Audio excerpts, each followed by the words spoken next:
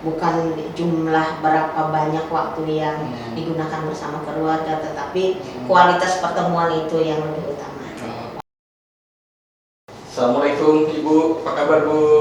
Waalaikumsalam warahmatullahi wabarakatuh. Sehat? Alhamdulillah. Alhamdulillah. Aduh, di tengah kesibukan yang pastinya setelah pilkada ini akan banyak lagi ya kira-kira kesibukan lainnya yang harus dihadapi Bawaslu nih. Kita kan udah selesai nih PSU nih. Nah, terus gimana perkembangan PSU sendiri? Terus apa kegiatan-kegiatan lain yang dilaksanakan oleh Bawaslu Provinsi, Bu?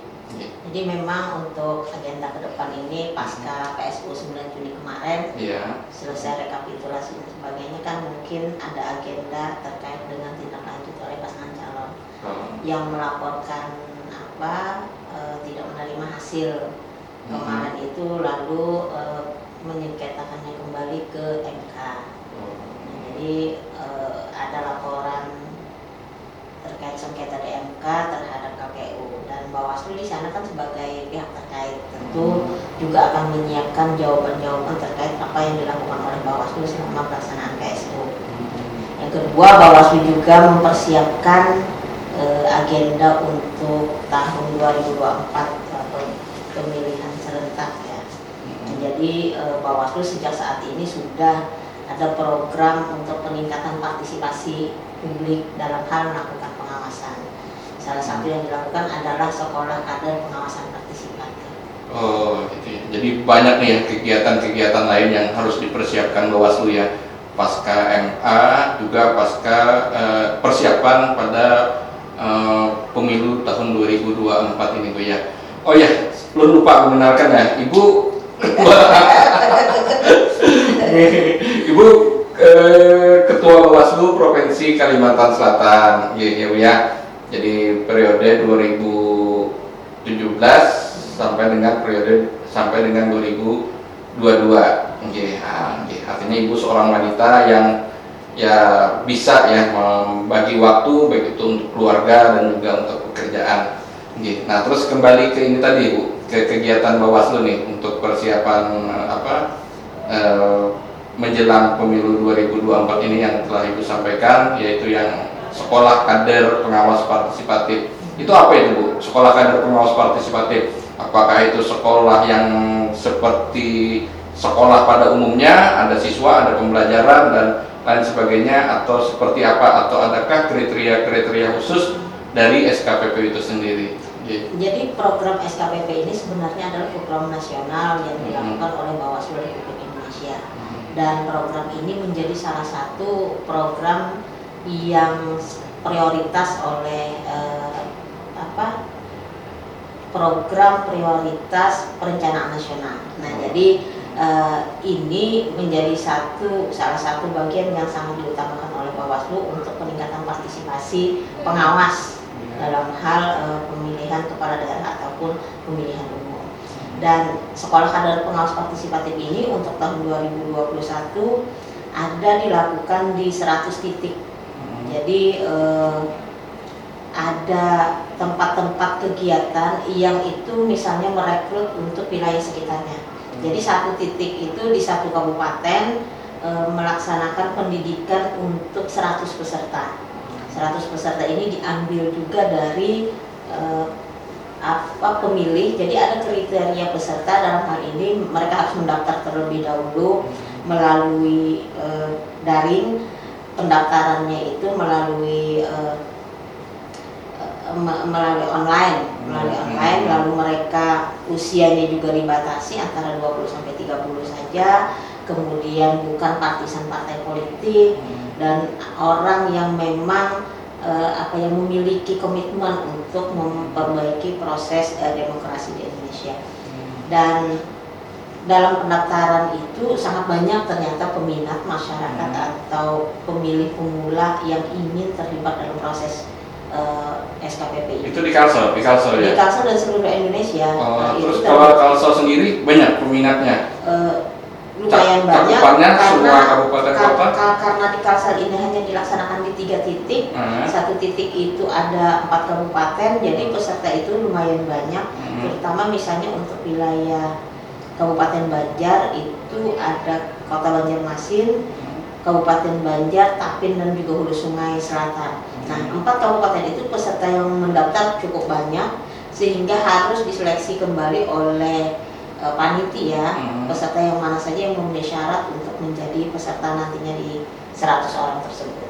Oh, jadi SKPP ini berdasarkan umur ya, artinya umur 20 sampai jadi sampai 30. Sampai Jadi 30. memang ada kriterianya. Mereka bukan partisan partai politik. Bukan partisan partai politik. Dan juga bukan penyelenggara pemilu. Bukan penyelenggara pemilu, artinya di sini bukan Bawaslu, bukan juga di KPU, sampai dengan tingkatan paling bawah itu, artinya belum pernah ke situ ya. Iya. Oke, partai politik khususnya juga ya nggak boleh. Jadi bukan partisan partai politik. Terus jadi kalau pelajar, masyarakat umum, mahasiswa dan lain sebagainya yang umurnya terpenuhi sesuai dengan kriteria itu bisa ya, terkecuali 2 tadi, penyelenggara sama partisan partai politik, apalagi anggota partai politik Bu ya, itu nggak boleh Bu ya.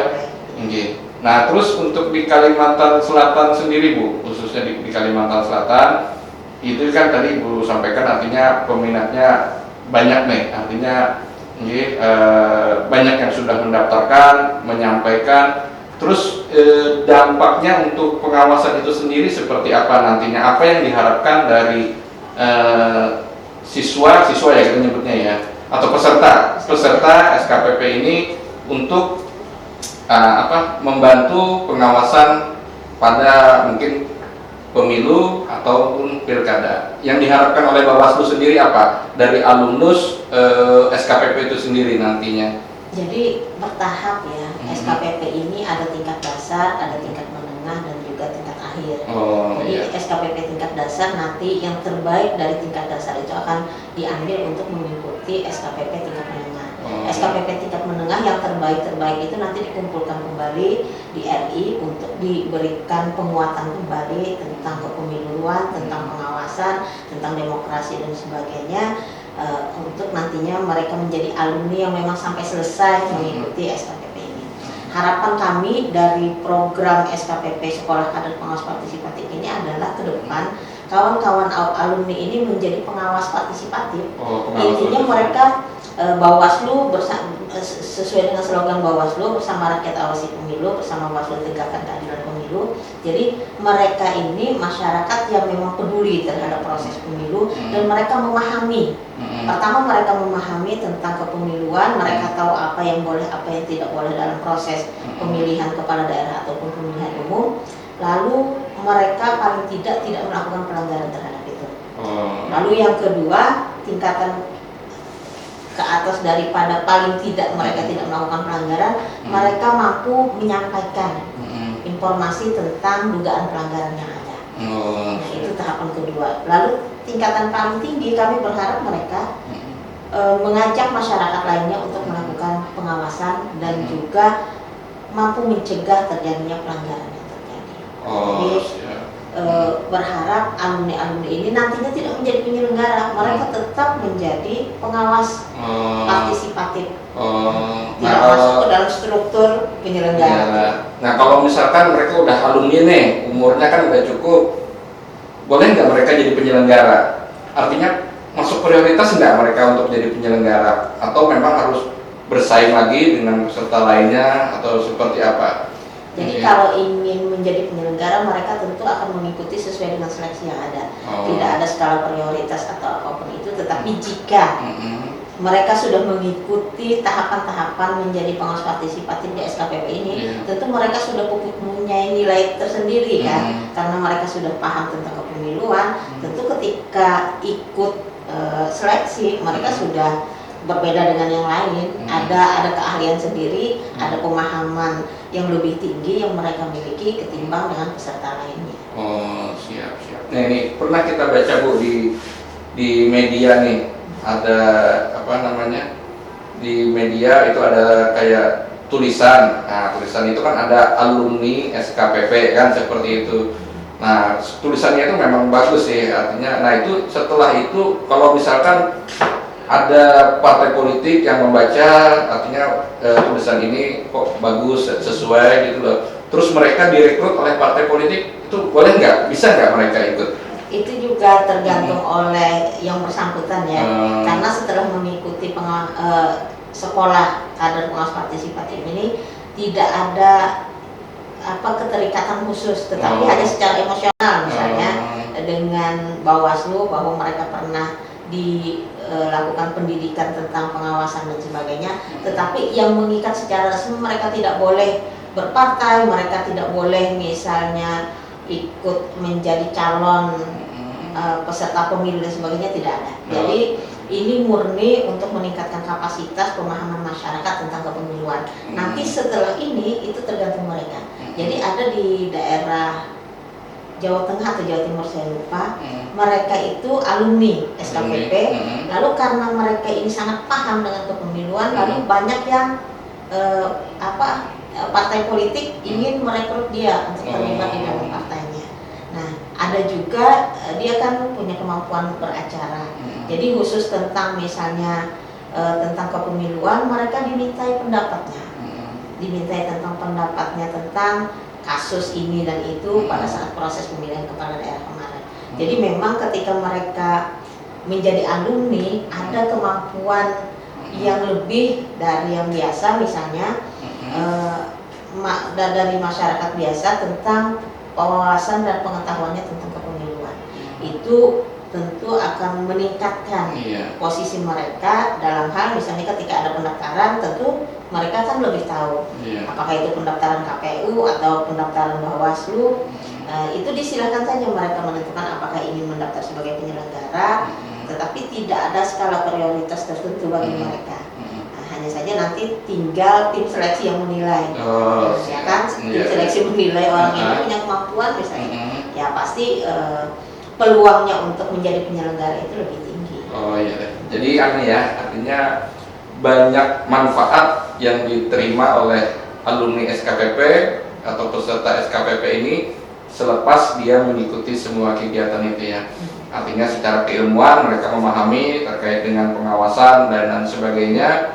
Terus juga setelah ke masyarakat mereka pun tidak terikat, artinya siapapun bisa menerima mereka untuk menjadi mungkin ya tenaga pikirannya, pengetahuannya yang mudah didapat di SKPP itu ya Bu ya.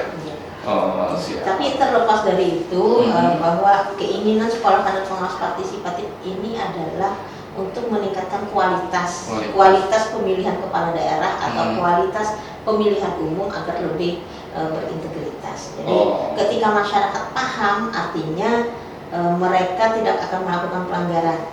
Mereka tidak akan mau masuk atau melakukan pelanggaran tersebut karena banyak masyarakat yang memahami aturan yang ada. Karena kan selama ini alasan publik itu karena tidak tahu sebagian. Salah satu alasannya karena tidak tahu bahwa ini dilarang, bahwa itu dilarang, misalnya ketika tahapan-tahapan pemilihan kepala daerah ini berjalan. Jadi alumni pun bisa jadi mitra pengawas juga Bu ya? Iya. Jadi mitra pengawas kita di lapangan, artinya kan di sini dia yang ikut ya setidaknya bisa menyampaikan pengetahuannya kepada orang-orang terdekatnya, mungkin seperti itu Bu ya. Artinya kan secara tidak langsung juga menyampaikan informasi-informasi terkait dengan pelaksanaan baik itu pilkada, pemilu, mana yang dilarang, mana yang diperbolehkan kepada orang lain Bu ya. Artinya apa yang didapat itu sangat sangat besar manfaatnya.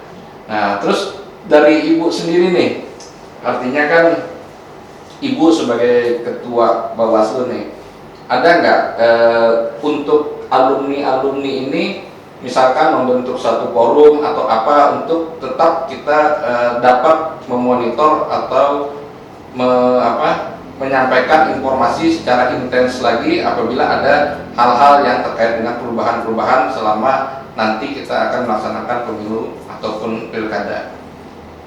Karena di Kalsel kan baru ada beberapa ya yang mengikuti SKPP pada saat 2020 kemarin.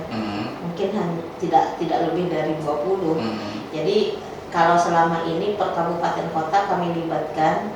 Jadi kalau ada kegiatan-kegiatan Bawaslu di kabupaten kota, mereka juga dilibatkan misalnya menjadi moderator atau dalam kegiatan-kegiatan apa itu mereka dilibatkan menjadi peserta atau menjadi panitia. Harapannya nanti mereka bisa terus merasa mereka merasa bertanggung jawab untuk menyebarkan atau mendistribusikan pengetahuan yang dimiliki kepada masyarakat lainnya, dan mereka selalu merasa terikat secara batin dengan Bawaslu khususnya untuk terus melakukan pengawasan dalam setiap tahapan pemilihan ini. Nah, terus Bu, nih SKPP udah selesai. Ada nggak bentuk pengawasan partisipatif lainnya yang akan dilaksanakan oleh Bawaslu? Karena kan masyarakat di sini kan tadi kan kita ada terkait umur nih, umur 20 sampai 30. Nah, kali aja kan ada yang pemilih pemula umur 17 sampai 20. Terus ada yang di atasnya yang mau juga ikut sebagai mitra pengawas, ikut berpartisipasi. Nah, itu bagaimana cara mereka untuk bisa mengetahui informasi ataupun hal-hal lain terkait pemilu pemilihan ini? Apakah ada sosialisasi atau ada pameran atau apa yang nanti akan dilaksanakan oleh Bawaslu Provinsi Kalsel khususnya? Jadi kalau selama ini terkait dengan pengawas partisipatif ini memang banyak programnya, tidak hanya SKPP. Kalau itu kan salah satu bagian saja, sekolah ada pengawas partisipatif. Program lainnya itu misalnya Bawaslu juga mempunyai pojok pengawasan di setiap kantor Bawaslu. Ada di kantor ya, ada di kantor. Ya, itu terbuka untuk umum, siapa saja boleh datang, kemudian memanfaatkan fasilitas yang ada, jaringan internet, informasi tentang kepemiluan dan sebagainya. Disilakan untuk di pojok pengawasan tersebut. Lalu juga misalnya Bawaslu ada melakukan forum warga misalnya, jadi kayak bisa masuk di dalam acara-acara warga, misalnya acara yasinan ataupun acara apapun itu misalnya, tetapi di dalamnya menginformasikan tentang kegiatan kepemiluan atau menginformasikan proses-proses demokrasi yang sedang berjalan di wilayah tersebut. Jadi banyak cara sebenarnya yang sudah dilakukan oleh Bawaslu agar meningkatkan partisipasi publik dalam hal pengawasan pemilu ini. Jadi ada beberapa ya, SKPP itu adalah salah satu program dari bentuk pengawasan partisipatif. Jadi ada forum warga, terus juga apa tadi Bu satunya? Pojok pengawasan. Nah, pojok pengawasan itu tadi ada di kantor-kantor Bu ya, di pojok-pojok kantor. Kalau forum warga ada di tengah masyarakat langsung Bu ya. Oke deh Bu, mungkin. Nah, di tengah kesibukan Ibu nih. Kan Ibu kan seorang perempuan nih. Artinya kan di Bawaslu Provinsi itu kan ada juga komisioner yang bukan perempuan, yang lelaki. Tapi kan lelaki dan perempuan kan yang pastinya kan ya ada perbedaan kan, kayak gitu kan, seperti itulah. Nah, Ibu kan sebagai seorang perempuan, Pak, bagaimana nih baik itu menjaga kesehatan di tengah kesibukan, membagi waktunya seperti apa? Karena kalau kita lihat di sini baik di media massa ataupun dilihat keseharian itu Ibu terlalu sibuk terus nih. Gimana nih cara membagi-baginya nih? Apakah Ibu ada hobi sendiri atau apa seperti itu Bu? Kalau membagi waktu sih ya semua orang mungkin bisa ya. Karena kata teman saya itu pernah mengatakan hanya orang yang sibuk yang bisa membagi waktunya. Jadi kalau bukan sibuk nggak bisa membagi waktu. Jadi karena kesibukan itulah akhirnya bisa membagi waktu. Kalau ya terkait laki-laki perempuan saya rasa sama saja lah, kesibukan dan sebagainya. Kalau untuk menjaga kesehatan tentu kita harus makan yang teratur, kemudian jangan lupa selalu menjaga makanan kita itu yang sehat-sehat. Tapi kalau biasanya masyarakat Kalimantan Selatan ini kan bukan dari sisi jenis makanan mengandung vitamin atau tidak, tapi dari sisi kehalalan atau tidaknya yang dimakan. Gitu, karena masyarakat religius biasanya kan seperti itu. Jadi yang dilihat pertama itu ini halal atau enggak misalnya. Nah, dari uang apa nih? Itu. Nah, biar tetap terus sehat tentunya. Kalau membagi waktu dengan keluarga ya tentu sama aja lah, yang penting kan kita itu bukan jumlah berapa banyak waktu yang digunakan bersama keluarga, tetapi kualitas pertemuan itu yang lebih utama. Walaupun sedikit waktunya tetapi kualitas pertemuannya bagus ya sama lebih baik daripada banyak waktu tetapi kualitas tidak berkualitas pertemuan tersebut. Siap. Oke, cukup deh Bu. Terakhir, harapannya nih kepada masyarakat nih terkait Bawaslu seperti apa nih? Karena kan tidak semua masyarakat kan tahu Bawaslu itu apa. Terus nanti ada juga yang masih nyebut Panwaslu kayak gitu. Nah, harapannya apa supaya Bawaslu ini lebih dikenal oleh publik dan publik pun dapat menerima Bawaslu ini seperti apa Bu? Ya, tentu sesuai dengan tugasnya, Bawaslu kan lembaga pengawas pemilihan umum. Jadi kami berharap Bawaslu sebagai mana slogan yang selalu disampaikan, bersama rakyat awasi pemilu, bersama Bawaslu tegakkan keadilan pemilu, Bawaslu ini dengan masyarakat itu menyatu. Jadi masyarakat mengenal Bawaslu dan Bawaslu pun memahami kondisi masyarakat. Dan selain itu terkait dengan tugas-tugas kepemiluan, tugas-tugas pengawasan yang diemban oleh Bawaslu itu juga dilakukan oleh masyarakat. Karena kan ada juga ke depan itu isunya bahwa jika memang ke depan partisipasi pemilih ini meningkat atau masyarakat sudah bisa melakukan pengawasan tanpa harus ada Bawaslu, bisa jadi nanti Bawaslu ke depan akan menjadi lembaga peradilan pemilu saja, tidak menjadi pengawasnya, dan pengawasan itu pure murni diserahkan kepada publik, kepada masyarakat. Oke deh, terima kasih banyak Ibu ya. Sama-sama. Dulu Bu, salam sehat Bu ya. Salam Sehat selalu. Terima kasih. Assalamualaikum warahmatullahi wabarakatuh.